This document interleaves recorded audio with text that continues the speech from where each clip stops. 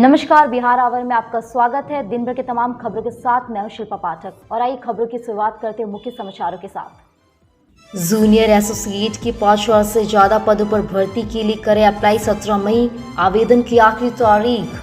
State bank of India ने अपने विभिन्न शाखाओं में क्लेरिकल कैडर्स में जूनियर एसोसिएट के पदों के लिए बम्पर भर्ती निकाली। इस रिक्रूटमेंट ड्राइव के जरिए कुल 500 पदों पर नियुक्ति की जाएगी। इसके लिए एप्लीकेशन प्रोसीजर 27 अप्रैल से शुरू होगी, जो 17 मई तक जारी रहेगी। इच्छुक कैंडिडेट्स sbi.in.in, बैंक SBI/career के जरिए ऑनलाइन आवेदन कर सकते हैं। इन पदों के लिए आवेदन करने वाले कैंडिडेट्स के पास किसी भी मान्यता प्राप्त यूनिवर्सिटी से किसी भी सब्जेक्ट में ग्रेजुएशन की डिग्री होनी चाहिए। आवेदन करने वाले कैंडिडेट्स की उम्र 20 से 28 साल के बीच होनी चाहिए। आयु सीमा की ज़्यादा जानकारी के लिए ऑफिशियल नोटिफिकेशन देखें। आयु की गणना 1 अप्रैल 2021 तक की जाएगी। एपीओ मेंस के लिए ऑनलाइन आवेदन शुरू। अभ्यर्थी ऐसे करें रजिस्ट्रेशन। बिहार लोक सेवा आयोग के सहायक अभियोजन पदाधिकारी की मुख्य परीक्षा के लिए ऑनलाइन फॉर्म भरने की प्रक्रिया शुरू हो गई है। आयोग के संयुक्त सचिव सह परीक्षा नियंत्रक अमरिंदर कुमार ने बताया कि बुधवार से ऑनलाइन फॉर्म भरने की प्रक्रिया आरंभ हुई है। 553 पदों के लिए होगी मुख्य परीक्षा। बिहार लोक सेवा आयोग की ओर से सहायक अभियोजन पदाधिकारी के कुल 553 पदों पर नियुक्ति की जानी है। मेंस के लिए 3,995 अभ्यर्थियों का चयन हुआ है। आवेदन व अन्य जानकारी के लिए छात्र बीपीएससी की वेबसाइट www.bps.bis.nic.in पर संपर्क कर सकते हैं। 4 जून तक परीक्षा के लिए आवेदन भरा जा सकता है। ऑनलाइन भरे गए आवेदन की हार्ड कॉपी तथा आवश्यक कागजात आयोग को निलंबित या स्पीड पोस्ट के माध्यम से 11 जून को शाम 5 बजे तक पहुंचने की अंतिम तिथि निर्धारित की जाएगी। बिहार में 10वीं का रिजल्ट 7,707 शिक्षक करेंगे तैयार। 5 जून तक होगा असेसमेंट। सीबीएसई के 10वीं बोर्ड की रिजल्ट तैयार करने में इस बार स्कूल के सभी शिक्षकों को नहीं लगाया जाएगा। एक विषय में एक शिक्षक ही असेसमेंट करेंगे। पटना जोन में बिहार की बात करें तो 10वीं बोर्ड का रिजल्ट सुबह के 7,707 शिक्षक मिलकर तैयार करेंगे। वहीं झारखंड की बात करें तो 3,577 शिक्षक मिलकर 10वीं बोर्ड रिजल्ट तैयार करेंगे। पटना क्षेत्रीय कार्यालय की माने तो बोर्ड रिजल्ट के सभी शिक्षकों को नहीं लगाया जाएगा। पीजीएसडी शिक्षकों को पहले मौका दिया जाएगा। आपको बता दें कि इस साल सीबीएसई के द्वारा परीक्षा के बाद मूल्यांकन किया जाता है। मूल्यांकन में सीबीएसई स्कूलों के सारे शिक्षकों को लगाया जाता है, लेकिन कोरोना संक्रमण के कारण बोर्ड परीक्षा को रद्द कर चुका है। अब केवल विषयवार असेसमेंट करना है। ऐसे में हर स्कूल से कुल शिक्षकों का चयन किया जाएगा। बोर्ड की माने तो हर शिक्षक पर नजर रखी जाएगी। नए केस में फिर बढ़ोतरी। 24 घंटे में 3.62 लाख मरीज मिले और 3.52 लाख ठीक हुए। लगातार दूसरे दिन 4,000 से ज्यादा मौतें। देश में कोरोना के केस में बीते 24 घंटे में मामूली बढ़ोतरी दर्ज की गई है। बुधवार को 3,62,332 नए मरीजों की पहचान हुई है। 3,52,005 लोग ठीक हुए। यह लगातार दूसरे दिन रहा जब 4,000 से ज्यादा लोगों को कोरोना के चलते जान गंवानी पड़ी। बिहार में एक्टिव केस अब 1 लाख से नीचे। रिकवरी रेट 83% पहुंची। 24 घंटे में 74 मरीजों की मौत। बिहार में लॉकडाउन लगने के बाद संक्रमण के मामले में तेजी से कमी आई है। 24 घंटे में न सिर्फ नए मामले में कमी आई बल्कि एक्टिव केस भी कम हुए हैं। इसका असर रिकवरी पर पड़ा है। प्रदेश की रिकवरी रेट अब 43% हो गई है। बिहार में 24 घंटे में 74 लोगों की मौत हुई है। मंगलवार को राज्य में मरने वालों का आंकड़ा 72 था। 7 दिन से मौत के आंकड़े में कोई कमी नहीं हो रही है। मृतकों में ज़्यादा गंभीर बीमारियों वाली है। इसके अलावा 45 से ज़्यादा उम्र के लोगों की जान जा रही है। बिहार में डॉक्टर पर कोरोना का कहर। पहली लहर में 42, दूसरी में अब तक 74 डॉक्टरों की मौत। बिहार में डॉक्टर पर कोरोना का कहर जारी। आंकड़ों के अनुसार कोरोना की पहली लहर में 42 और दूसरी लहर में अब तक 74 डॉक्टरों ने जान गंवाई है। वहीं सरकार अपने वचनों को भूल गई है। एक डॉक्टर के परिवार वाले को छोड़कर किसी को आज तक ना तो पीएम का कहा 50 लाख मिला और ना ही सीएम का कहा 4 लाख मिला। आईएमए ने भी लड़ाई लड़ी, लेकिन डॉक्टरों के कर्ज को सरकार नहीं उतार पाई है। दूसरी लहर में अब तक 74 डॉक्टरों की मौत ने बिहार के मेडिकल सेक्टर को झकझोर दिया है। अब तो डॉक्टर भी संक्रमितों के इलाज से घबरा रहे हैं। पावापुरी, बेतिया और मधेपुरा के मेडिकल कॉलेज में डॉक्टर ड्यूटी पर नहीं जा रहे हैं। और इधर हम आपको बता दें, नीचे से सिसक रहा राजधानी का जलस्तर। पटना के भूगर्भ जलस्तर नीचे खिसकने लगा। यह मई में पिछले साल की तुलना से 10 फीट नीचे खिसक गया है। इसकी वजह से पटना नगर निगम क्षेत्र के अंदर आने वाले पाटलिपुत्र, मीठापुर, दरियापुर, गोला, अंटाघाट, कदमा कुआं सहित कई इलाकों में अभी से पानी की समस्या सामने आने लगी है। हर दिन नगर निगम के पास शिकायत आ रही है। 2020 में राजधानी का जलस्तर 55 फीट था, जबकि 2021 में यह फीट 60 से 65 फीट पर चला गया था। इसकी वजह से निगम के अंदर आने वाले सभी वार्डों की बोरिंग के प्रेशर में कमी आई है। प्रेशर कम होने के कारण यह प्रति घंटे 20,000 गैलन कम पानी दे रही है। और कटिहार में खुलेगा 8वां कम्युनिटी किसान रेडियो स्टेशन। केंद्र सरकार ने दी मंजूरी, कोसी को मिलेगा लाभ। राज्य का 8वां कम्युनिटी किसान रेडियो स्टेशन कटिहार में खुलेगा। केंद्र सरकार ने इसकी मंजूरी दे दी है। साथ में रेडियो स्टेशन की मशीन और दूसरे संस्थानों के लिए पैसा भी जारी कर दिया गया है। कटिहार कृषि विज्ञान केंद्र अब संचार मंत्रालय में लाइसेंस के लिए आवेदन करेगा। लाइसेंस मिलते ही कोसी क्षेत्र किसान रेडियो स्टेशन से जुड़ जाएगी। किसानों के बीच कम्युनिटी रेडियो की लोकप्रियता बढ़ती जा रही है। कृषि क्षेत्र में रोज हो रहे नए शोध इससे प्रसारित किए जाते हैं। साथ ही अब सरकार की कृषि से जुड़ी योजनाओं की जानकारी देने के लिए भी इसका उपयोग हो रहा है। राज्य में अभी 7 किसान कम्युनिटी रेडियो स्टेशन काम कर रहे हैं। पटना जिले में 2 ऐसे स्टेशन हैं। पटना शहर के अलावा बाढ़ में एक भी स्टेशन है। इस रेडियो स्टेशनों का रेंज बहुत कम है। जिस जिले में ये रेडियो स्टेशन होते हैं उनके कार्यक्रम दूसरे जिले में नहीं सुने जा सकते हैं। सिवान पहुंचे तेज प्रताप, शहाबुद्दीन के बेटे उसामा से की मुलाकात।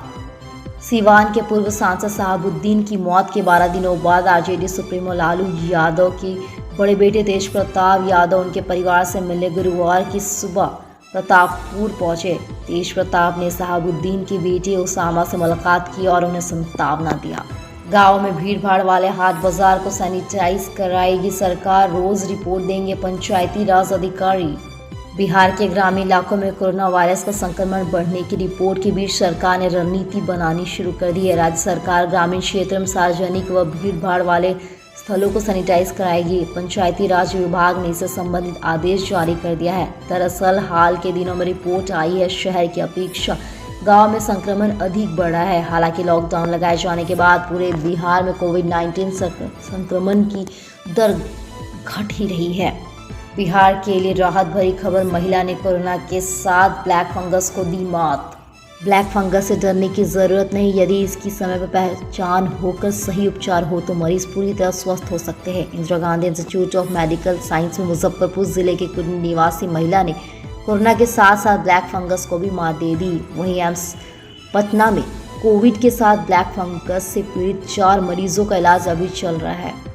बिहार में लॉकडाउन का असर और इसे बढ़ाने को लेकर राज्य के सभी जिलों के सीएमओ और डीपीएम के साथ डॉक्टरों से भी फीडबैक लिया जा रहा है। इस बड़ी बैठक में इस पर मंथन किया जा रहा है। राज्य में 90% अधिकारियों ने इस प्रभावी बताने वाले लॉकडाउन के साथ वैक्सीनेशन बढ़ाने की बात कही है। 31 मई तक बढ़ सकता है लॉकडाउन। राज्य में अलग अलग तरीके से लॉकडाउन को लेकर तैयारी की जा रही है। रिपोर्ट के मुताबिक मई को लॉकडाउन में बिताने को कहा जा रहा है।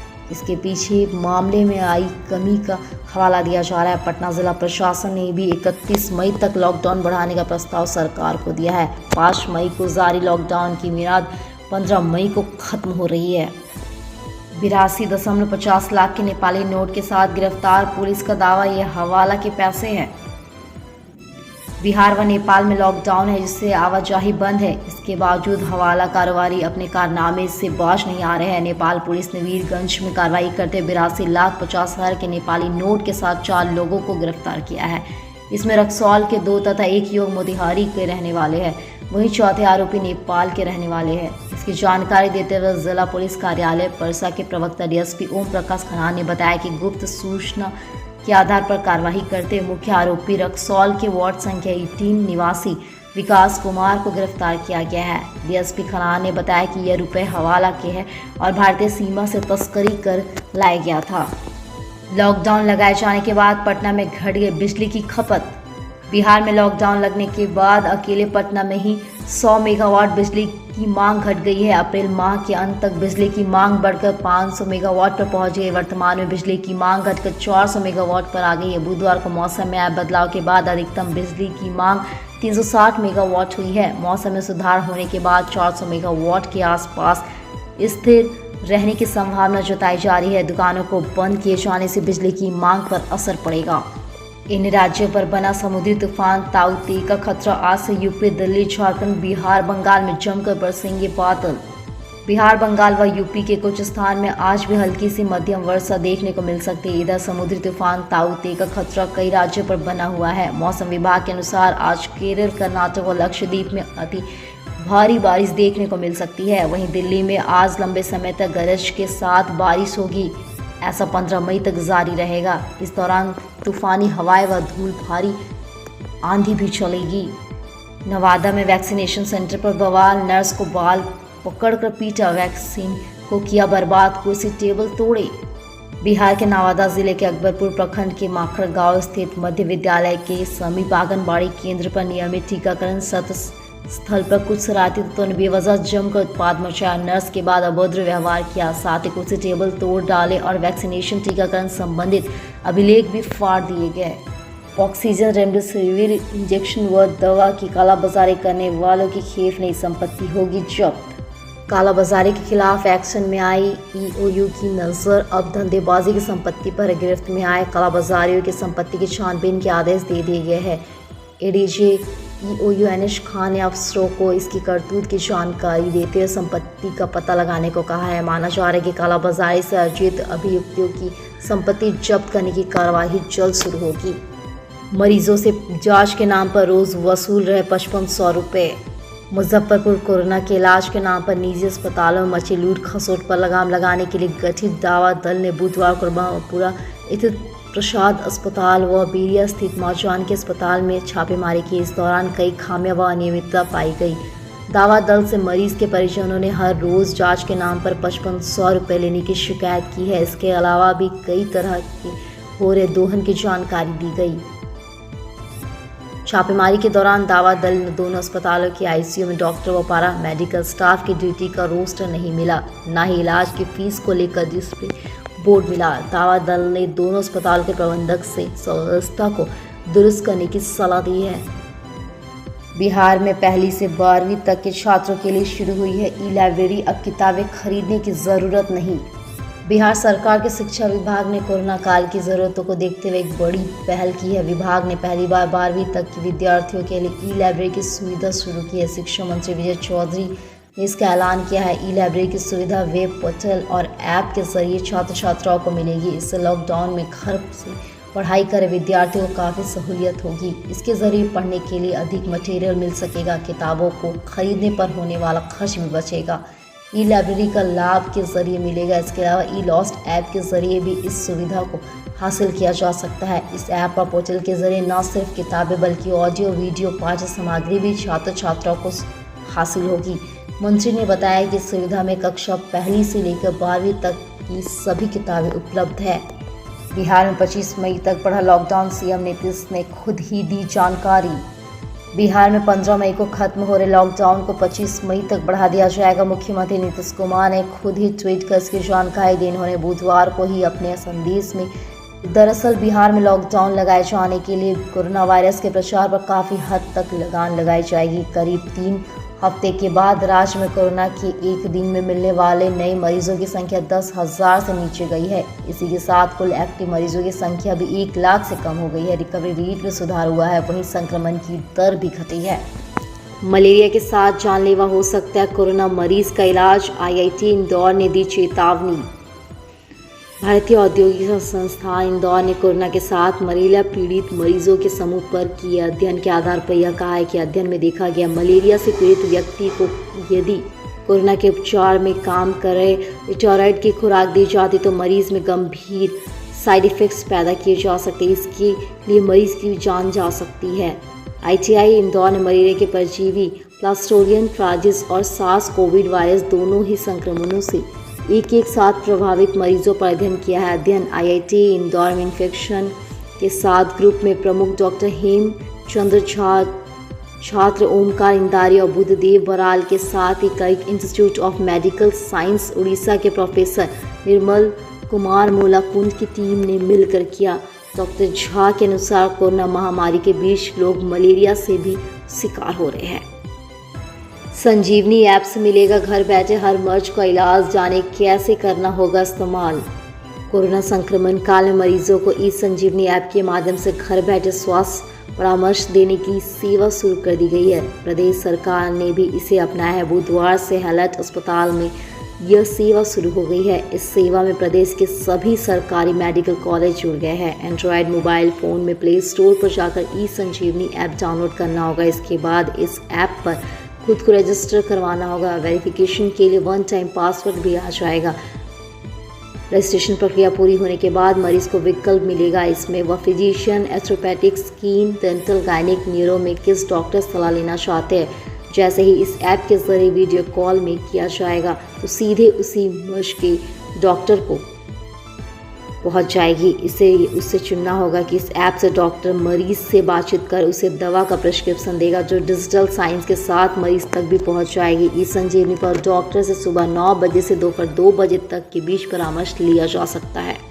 झारखंड लॉकडाउन 16 मई से और ज़्यादा रहेगी सख्ती, जाने क्या खुलेगा और क्या रहेगा बंद। झारखंड के ग्रामीण क्षेत्रों में कोरोना वायरस संक्रमण के तेजी से फैलने के मद्देनजर राज्य सरकार ने स्वास्थ्य सुरक्षा सप्ताह के नाम से लागू लॉकडाउन को बुधवार को और सख्ती के साथ 27 मई तक आगे बढ़ाने का फैसला किया है। 16 मई की सुबह 6 बजे से पूर्व से ही जारी प्रतिबंधों के अतिरिक्त 4 नए प्रतिबंध भी प्रभावी रहेंगे। इसके तहत अब शादी में अधिकतम 11 लोगों की मौजूदगी ही रहेगी, वो भी केवल अपने घरों में या कोर्ट में। इस अवसर पर किसी प्रकार का आयोजित प्रतिबंधित रहेगा। लॉकडाउन के दौरान राज्य के बिहार से आने वाले सभी व्यक्तियों को 7 दिनों का होम क्वारंटाइन या स्थानांतरित क्वारंटाइन में रहना अनिवार्य होगा। यह वैसे व्यक्तियों पर लागू नहीं होगा जो 72 घंटे के अंदर राज्य से बाहर चले जाएंगे। इंटरस्टेट या इंट्रास्टेट बसों का परिचालन प्रतिबंधित रहेगा। बिहार में वैक्सीन की 6 लाख डोज मिली। 18+ के ऊपर लोगों के टीकाकरण में आएगी तेजी। बिहार में 18 से 44 साल के व्यक्तियों के टीकाकरण के लिए बिहार को वैक्सीन की करीब 6.14 लाख डोज मिल गई। इनमें से 5 लाख कोविशील्ड और 1.5 लाख को वैक्सीन की डोज शामिल है। इसके अतिरिक्त राज्य को केंद्र सरकार से 5 लीटर का 92 ऑक्सीजन कंसंट्रेटर भी मिलेगा। राज्य में पूर्व से 5 लीटर का 2430 ऑक्सीजन कंसंट्रेटर और 10 लीटर का 1500 कंसंट्रेटर विभिन्न अस्पतालों और जिलों को भेजा जा चुका है। इसके अतिरिक्त राज्य के मेडिकल कॉलेज, अस्पताल और जिलों में भी 909 वाईपैप भी प्राप्त हुआ है। अब जयपुर में शेर हुआ कोरोना पॉजिटिव।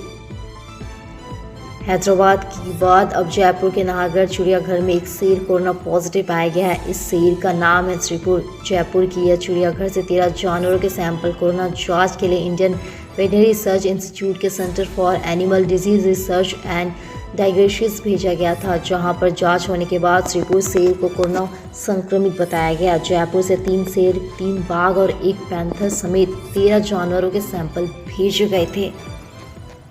आज का सवाल, लॉकडाउन 25 मई तक बढ़ने से आप सहमत हैं?